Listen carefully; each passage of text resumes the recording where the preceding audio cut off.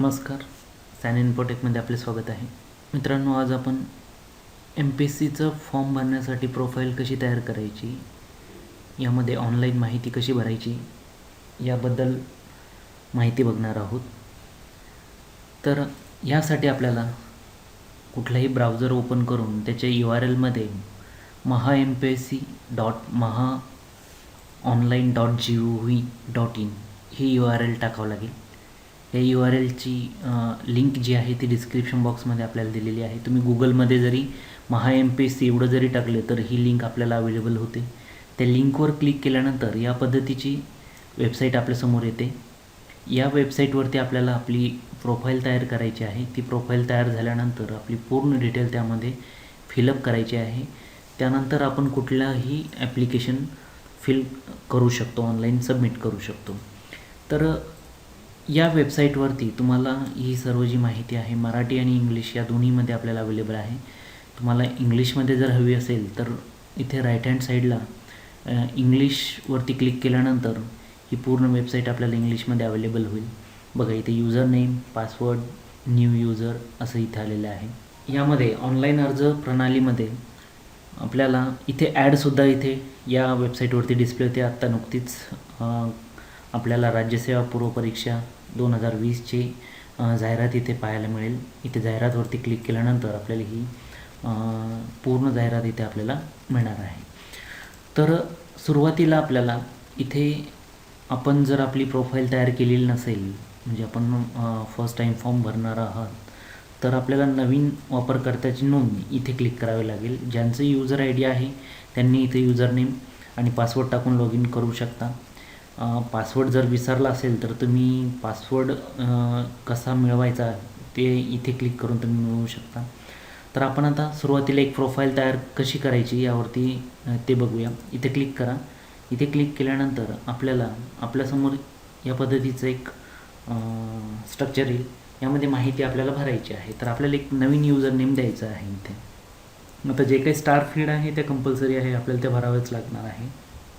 आता user name जे आहे ते आपलं फर्स्ट नेम लास्ट नेम देऊ शकतो, परंतु युजर नेम हे युनिक असायला पाहिजे, अवेलेबल असायला पाहिजे. त्यासाठी आपण थोडंसं वेगळं एक युनिक युजर नेम आपल्याला जे लक्षात राहील असं आपण द्यायचं आहे. या पद्धतीने मी युजर नेम टाकलेलं आहे. खाली यासाठी ज्यावेळेस आपण प्रोफाईल तयार करणार आहोत तर प्रोफाईलसाठी आपल्याला व्हॅलिड ईमेल ID असायला हवा. आपल्याकडे मोबाईल जो असणार आहे, आपला जो परमनंट मोबाईल नंबर असणार आहे तोच आपल्याला टाकायचा आहे, कारण याला बदल करता येत नाही. मोबाईल चेंज करण्यासाठी खूप किचकट पद्धत आहे. तर यामध्ये ईमेल ID आणि मोबाईल नंबर हा अत्यंत महत्त्वाचा पार्ट आहे. तर आपण जो काही युजर नेम टाकला तो जर अवेलेबल असेल तर आपल्याला इथं युजर नेम अवेलेबल असं इथे इन्फॉर्मेशन येईल. युजर नेम उपलब्ध आहे. ईमेल ID जो सुरुवात वेबसाईटवरती तुम्ही या अगोदर जर यूज केलेला असेल तर तो वापरता येणार नाही. त्यासाठी आपल्याला नवीन ईमेल ID वापरावा लागेल. जर प्रोफाईल तुमची नवीन असेल तर इथे ईमेल ID आपण टाकलेला आहे. त्यानंतर इथे मोबाईल नंबर टाकायचा आहे. तर दोन्ही आपल्याला इथे व्हेरीफाय करायचं आहे. तर व्हेरीफाय करताना get OTP for email ID यावरती क्लिक करा. म्हणजे एक OTP आपल्या ईमेल IDवरती येणार आहे आणि तो OTP टाकून इथे व्हेरीफाय करायचा आहे. तर आपण हा इथे OTP टाकलेला आहे, जो ईमेलवरती आलेला OTP इथे टाकायचा आणि verify OTP for email ID इथे क्लिक करायचं आहे आणि व्हेरीफाय सक्सेसफुल असा मेसेज येईल. त्यानंतर मोबाईलसाठी आपल्याला व्हेरिफिकेशन करायचं आहे. दोन्ही व्हेरिफिकेशन OTPने करून घ्यायचे. त्यानंतर इथे जन्मतारीख टाकायची आहे आणि पासवर्ड टाकायचा आहे. जो पासवर्ड आपल्याला लक्षात राहील असा पासवर्ड 2 वेळेस आपल्याला टाकायचा आहे. जो पासवर्ड तुम्ही इथे टाकणार आहात त्याची खातरजमा करायची आहे. परत रिपीट तोच पासवर्ड इथे टाकायचा आहे. कमीत कमी 8 अक्षराचा पासवर्ड असावा. त्यामध्ये एक अक्षर कॅपिटल असावं आणि त्यामध्ये एक स्पेशल कॅरेक्टर असावं, जसं @ आहे, हॅश आहे, या पद्धतीने आणि नंबर आपल्याला टाकून एक पासवर्ड तयार करायचा आहे. त्यानंतर इथे व्हेरिफिकेशन इमेजमध्ये जे काय डिजिट लिहिलेले आहे ते व्यवस्थित इथे टाकायचं. याला कॅप्चा आपण म्हणतो आणि याला क्रिएट युजर म्हणायचं. अशा पद्धतीने आपण युजर तयार करू शकतो. सक्सेसफुली युजर तयार झाल्यानंतर आपल्याला याला लॉग इन करायचं आहे. तर आपण आपला युजर ID तयार झालेला आहे. आपण आता इथे लॉग इन करायचं आहे. तर लॉग इनमध्ये युजर आय डी जो आपण तयार केलेला आहे तो टाकायचा आणि त्यानंतर जो पासवर्ड आपण टाकला होता तो पासवर्ड टाकून इथे आपल्याला लॉग इन करायचं आहे. इथे लॉग इनवरती क्लिक केल्यानंतर आपली प्रोफाईल आता ओपन होणार आहे. तर ही आपली प्रोफाईल आहे. तर या प्रोफाईलमध्ये इथे आपल्याला काही सूचना दिलेल्या आहे बघा, की यामध्ये 4 टप्पे आहेत ज्या आपण प्रोफाईलची निर्मिती करणे आणि अद्ययावत करणे म्हणजे प्रोफाईल अपडेशन आणि प्रोफाईल तयार करणे. ही प्रोफाईल पूर्ण झाल्यानंतर आपण अर्ज करू शकतो, ॲप्लिकेशन करू शकतो. ॲप्लिकेशन सबमिट केल्यानंतर आपल्याला फीस जी काय आहे ती भरायची आहे.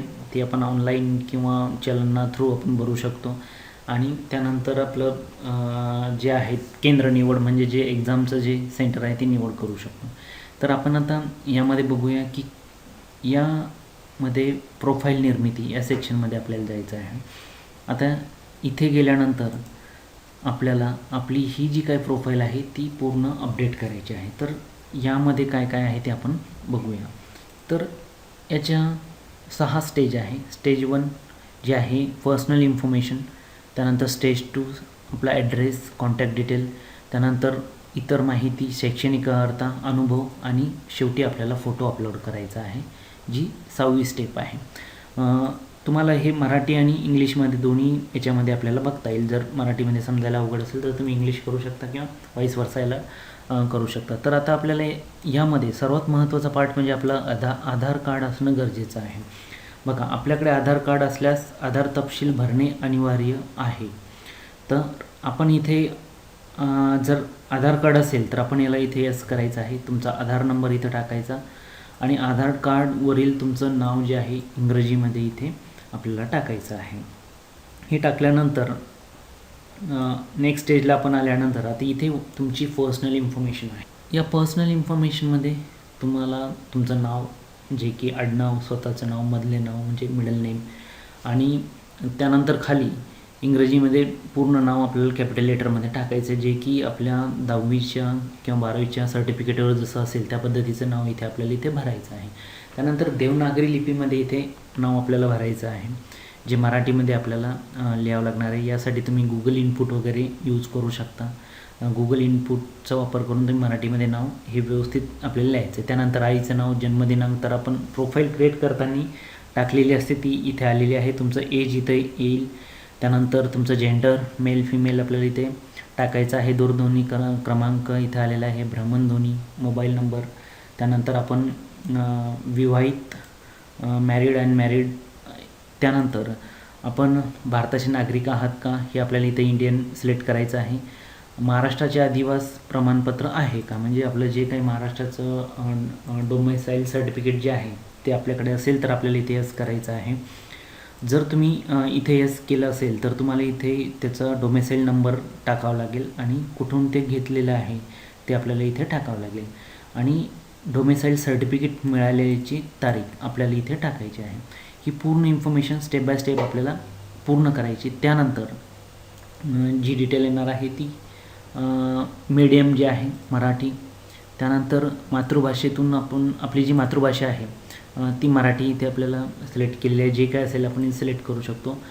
त्यानंतरचा जो पॉईंट आहे तो म्हणजे मराठी लिहिणे, वाचणे, बोलणे आपल्याला पुरेसे ज्ञान आहे का, तर रीडिंग, रायटिंग आणि स्पीक हे तिन्ही याच्यात आपण यस इथे करायचं आहे.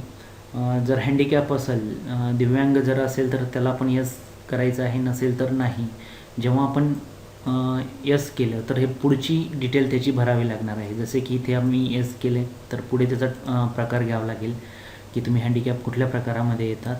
त्यानंतर आपल्याला रायटरची गरज आहे का, लेखनिकाची आवश्यकता आहे का, नो किंवा यस इथं जर असेल तर यस करावे लागेल.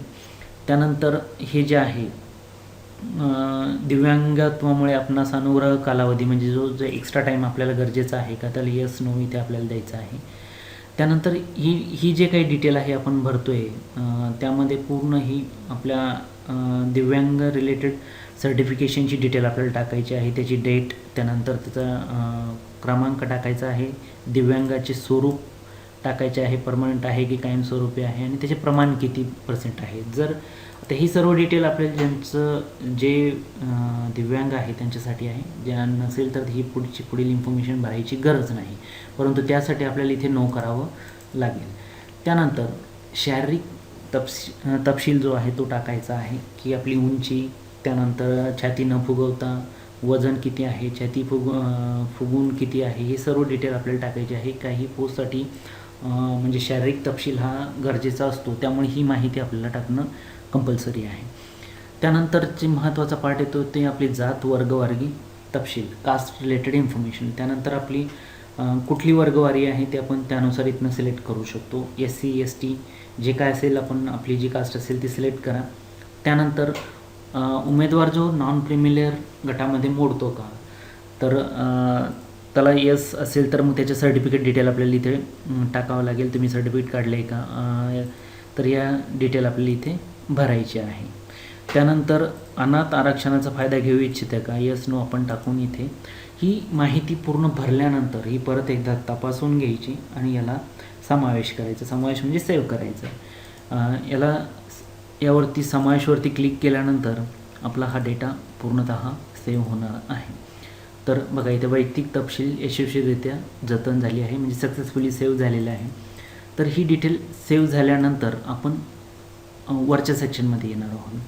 बघा, तर यामध्ये फर्स्ट सेक्शन आपलं भरणं कंप्लीट झालेलं आहे. त्यानंतर सेकंड सेक्शनमध्ये येऊया. इथे कॉन्टॅक्ट डिटेल टाकायचं आहे, म्हणजे तुमचा परमनंट ॲड्रेस आणि टेम्पररी ॲड्रेस या दोन्ही गोष्टी इथे टाकायच्या आहे. तर इथे आपल्याला यामध्ये घर क्रमांक आहे, मार्ग आहे, इमारत आहे, तुमचं स्टेट सिलेक्ट करायचं आहे, तालुका सिलेक्ट करायचा आहे, डिस्ट्रिक्ट सिलेक्ट करायचं, गाव सिलेक्ट करायचं आणि पिनकोड टाकायचा. तर दोन्ही ॲड्रेस सारखे असेल तर दोन्ही तुम्ही या ठिकाणी टाकून याला सेव्ह करायचं आहे. त्यानंतर नेक्स्ट जी आहे इतर माहिती. इतर माहितीमध्ये आपल्याला आपली जी काही इतर डिटेल ऑब्जेक्टिव्ह टाईपमध्ये इथे द्यायची, जसे की उमेदवार सशस्त्र दलातील माजी सैनिक आहे का, यस नो.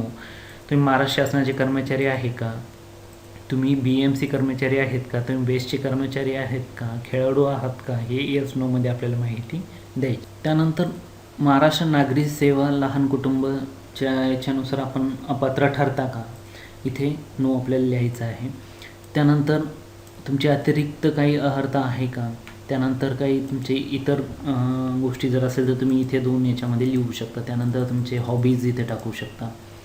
नंतर काळी यादी म्हणजे ब्लॅकलिस्ट जी आहे त्याच्या रिलेटेड इन्फॉर्मेशन आहे, की न्यायालयामध्ये आपल्यावर काही खटला चालू आहे का, त्याच्या संदर्भात इथे बार काउन्सिलचा आहे. त्यानंतर शासकीय नियम शासकीय संस्थाकडून शिस्तभंगाची कारवाई झालेली आहे का, न्यायालयात काही खटला प्रलंबित आहे का, यस नोमध्ये इथे आपल्याला सिलेक्ट करायचं आहे. आणि त्यानंतर लोकसेवा आयोग किंवा अन्य राज्य आयोगाने आपल्याला ब्लॅकलिस्टमेंट टाकली आहे का, इथं नो करायचं आणि समावेशवरती आपल्याला क्लिक करायचं, म्हणजे सेव्हवरती आपल्याला क्लिक करून याला डेटा सेव्ह करायचा. असं स्टेप बाय स्टेप आपल्याला हा डेटा सेव्ह करायचा आहे. अतिशय सोपा असे सुटसुटीत असा हा ॲप्लिकेशन फॉर्म आहे. त्यानंतर सर्वात महत्त्वाचा पार्ट येतो आपलं एज्युकेशनल क्वालिफिकेशन डिटेल आपल्याला इथं व्यवस्थित भरायची आहे. ती कशी भरायची आपण बघूया. तर यामध्ये हा जो सेक्शन आहे यामध्ये आपल्याला 10वीपासून तर आपली जी काही हायेस्ट डिग्री असेल तिथपर्यंतची इन्फॉर्मेशन आपल्याला इथं सेव्ह करायची आहे. तर स्टेप बाय स्टेप बघूया की इथं पात्रता तुम्ही इथून तुमची डिग्री सिलेक्ट करा, जसं 10वी 12वी graduation post graduation MPhil PhD जे काय असेल तुम्ही इथनं सिलेक्ट करायचं आहे. हे सिलेक्ट केल्यानंतर पुढे जर SSC घेतलं तर तुम्हाला इथे पदवीचं नाव SSC आपण सिलेक्ट करूया. त्यानंतर सब्जेक्ट घेता येईल, स्टेट घ्यायचं आहे, आपण याला इंग्लिशमध्ये कन्वर्ट करूया. तर यामध्ये एज्युकेशनल टाईप घेतलं आपण. त्यानंतर इथे आपण स्टेट सिलेक्ट करायचं आहे, महाराष्ट्र. त्यानंतर बोर्ड सिलेक्ट करायचं आहे. त्यानंतर रिझल्ट पास आणि त्यामध्ये रिझल्ट डेट टाकायची, अटेम्प्ट तुम्ही फर्स्ट अटेम्प्ट सेकंड अटेम्प्टमध्ये पास झाला असेल ते पर्सेंटेज टाकायचं आहे, कोर्स ड्युरेशन टाकायचं आहे. त्यानंतर इथे तुम्ही कुठल्या ग्रेडमध्ये आहात, पास झालात ते टाकायचं आहे. आणि हे ट्रान्झिशनल रेग्युलर डिस्टन्स काय जे असेल ते आपण इथे घेऊ शकतो की रेग्युलरमध्ये घेतलेलं आहे. कंपल्सरी सब्जेक्ट कुठले, ऑप्शनल सब्जेक्ट कुठले आणि रिमार्क, आणि याला ॲड करायचं आहे. तर असं प्रत्येक 10वी 12वी ग्रॅज्युएशन असं आपल्याला इथे सिलेक्ट करायचं. जसं तुम्ही ग्रॅज्युएशन जर सिलेक्ट करायचं असाल तर तुम्हाला इथे नेम ऑफ युनिव्हर्सिटी वगैरे सिलेक्ट करावी लागेल. त्यानंतर असं याला ॲडवरती क्लिक केलं तर तुम्ही इथे अशा पद्धतीचं डिटेल तुमची ॲड होते. परत तुम्ही त्याला नंतर केव्हा अपडेट करायचं असेल तर एडिट करता येईल. डिलीट करायचं असेल तेवढा रो तर आपण डिलीटही करू शकतो. आणि याला सेव्ह करायचं आहे. तुम्ही जी काही 10वी ॲड केल्यानंतर ॲड झाल्यानंतर याला सेव्ह करा. 1 बाय 1 याला सेव्ह करत चला. त्यानंतर नेक्स्ट सेक्शन आहे तुमचा एक्सपिरियन्स म्हणजे अनुभव. तर तुम्हाला तुमच्याकडे जर काही अनुभव असेल तर तो अनुभव तुम्ही इथे सेव्ह करून ठेवू शकता. तर यामध्ये एम्प्लॉयमेंट जे आहे तुमचं आता सध्या करंट असेल तर प्रेझेंट किंवा मागचं असेल तर याला पास्ट म्हणायचं आहे. त्यानंतर इथे जे आहे तुम्ही MPSCकडनं सिलेक्ट झालेला आहात का त्या ज्या करंट जॉबसाठी यस नोमध्ये माहिती द्यायची आहे. कुठलं इन्स्टिट्यूशन आहे. त्यानंतर यामध्ये महाराष्ट्र गव्हर्नमेंटचं आहे का. यस नोमध्ये माहिती द्यायची आहे. तुमचं डेझिग्नेशन काय आहे. नेचर ऑफ पोस्ट काय आहे. तुमची पोस्ट कुठली आहे ते इथे सिलेक्ट करायचं आहे. त्यानंतर ही पोस्ट गॅझेटेड आहे का यस नोमध्ये द्यायचं. नेचर ऑफ अपॉइंटमेंट कशी कॉन्ट्रॅक्ट आहे रेग्युलर आहे. या पद्धतीने ही पूर्ण तुमचं सॅलरी डिटेल पे बँड किती आहे बेसिक पे किती आहे जर ॲप्लिकेबल असेल तर तुम्हाला इथे टाकायचं आहे. अन्यथा कंपल्सरी फील्ड जर असेल तुम्ही इथे याला 0 टाकून सेव्ह करायचं आहे आणि याला ॲड करायचं आहे. तर अशा पद्धतीने एक्सपिरियन्स आपला असा सेव्ह होतो. याला सेव्हवरती क्लिक करा. डेटा सेव्ह होईल. आणि शेवटचा पार्ट जो आहे तो म्हणजे आपल्याला फोटो आणि सिग्नेचर अपलोड करायचे आहे. तर यामध्ये फोटो सिग्नेचर अपलोड करायचे जर असेल तर या फोटो आपल्याला तयार करून ठेवायचा आहे. स्कॅन करायचा आहे 50 KBच्या आत. आणि जी स्टँडर्ड साईज आहे 3.5 सेंटीमीटर बाय 4.5 याची जी आपल्याला होम पेजवरती दिलेली आहे. बघा इथे फोटोची जी विड्थ आहे आपल्याला इथे 125 to 130 पिक्सेल्स असायला पाहिजे. हाईट अँड विड्थमध्ये ही दिलेली आहे. आणि 50 साईन जी आहे ती 50 to 60 पिक्सेल्समध्ये असायला पाहिजे. 50 KBच्या आत आपल्याला फोटो लाईट फोटो असायला पाहिजे. आणि हा इथनं चूज फाईलवरती क्लिक करायचं आणि आपल्या डेस्कटॉपवरती जिथे कुठे आपण सेव्ह केलं असेल तिथनं फाईल सिलेक्ट करायची ओपन करायचं आणि याला सेव्ह करायचं. तर अशा पद्धतीने आपली ही प्रोफाईल तयार होते. प्रोफाईल तयार झाल्यानंतर आपण इथे माय अकाउंटवरती गेल्यानंतर आपल्याला आपल्या अकाउंटची डिटेल अशा पद्धतीने दिसेल. तर यामध्ये परत जर आपल्याला प्रोफाईल बघायची असेल तर व्ह्यू प्रोफाईलवरती क्लिक करा. प्रोफाईलमध्ये काही चेंजेस करायचे असेल तर अपडेट प्रोफाईलवरती क्लिक करा. आपली प्रोफाईल प्रिंट करायची असेल तर तुम्ही प्रिंट प्रोफाईलवरती क्लिक केल्यानंतर सुद्धा प्रोफाईलची पूर्ण प्रिंट. त्यानंतर इथे या लेटेस्ट नोटिफिकेशन जे काही असेल तुमच्या प्रोफाईलमध्ये नोटिफिकेशनसुद्धा तुम्हाला इथे बघायला मिळतील.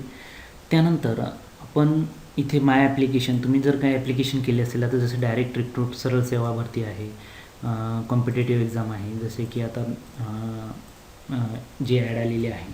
तर इथे तुम्ही हे पूर्ण रेकॉर्ड बघू शकता. बघा मी इथे क्लिक केल्यानंतर कॉम्पिटेटिव्ह एक्झाममध्ये मागे जे काही तुम्ही दिलेले डिटेल्स आहे फॉर एक्झाम्पल 2013मध्ये सेल टॅक्स इन्स्पेक्टरची जी STIची एक्झाम झाली होती ते त्याच्या रिलेटेड तुम्ही कुठली एक्झाम दिलेली असेल तर तुम्हाला इथे पूर्ण तुमचं रेकॉर्ड दिसणार आहे.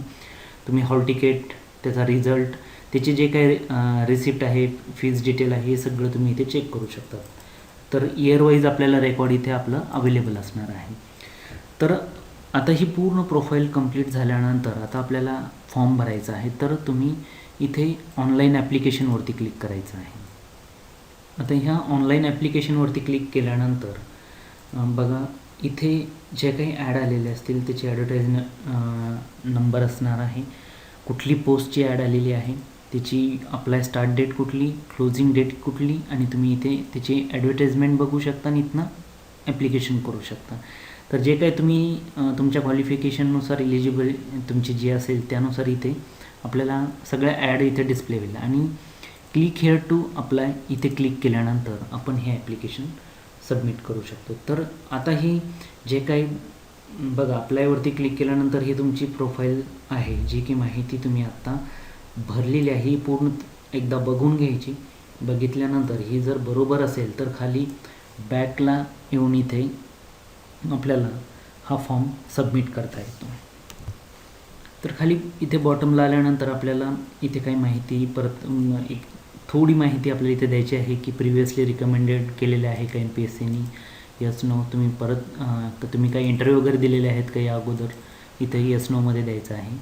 आणि तुम्ही हे जे काही ॲप्लिकेशन करता आहात त्याच्या रिलेटेड तुम्हाला क्वालिफिकेशन तुमच्याकडे आहे का, यस नोमध्ये आपल्याला इथे द्यायचं आहे. आणि आपल्याला नंतर इथे आपली इन्कम डिटेल द्यायची आहे की ड्युरिंग लास्ट 1 इयरचं तर आपलं इन्कम किती आहे, त्यानुसार इथे इन्कम आपल्याला सिलेक्ट करायचं.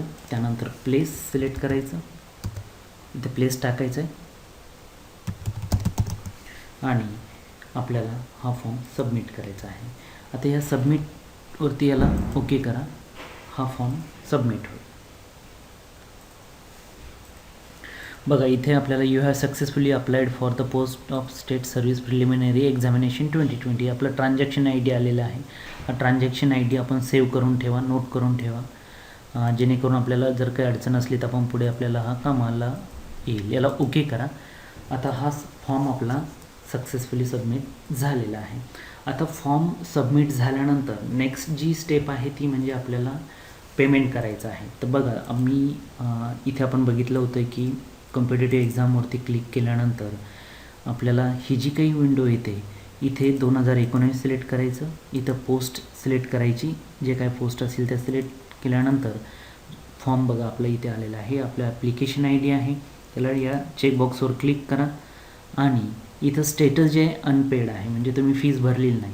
मग आता त्यानंतर इथे आपल्याला पे नाववरती क्लिक करायचं आहे. तर इथं 3 स्टेजमध्ये आपण पेमेंट करू शकतो. एक म्हणजे ऑनलाईन पेमेंट आहे, पे ॲट महा ई सेवा केंद्र आणि पे बाय चलन. आता पे बाय चलनवरती जर क्लिक केलं तर तुम्हाला बँकेत जाऊन चलन भरायचं असेल तर तुम्ही इथे गोवरती क्लिक करा आणि याची इथे इन्फॉर्मेशन येईल last date for pay by challan at म्हणजे 14/1/2020 म्हणजे जे काही लास्ट डेट असेल ती लास्ट डेट इथे डिस्प्ले होते. याला ओके करा.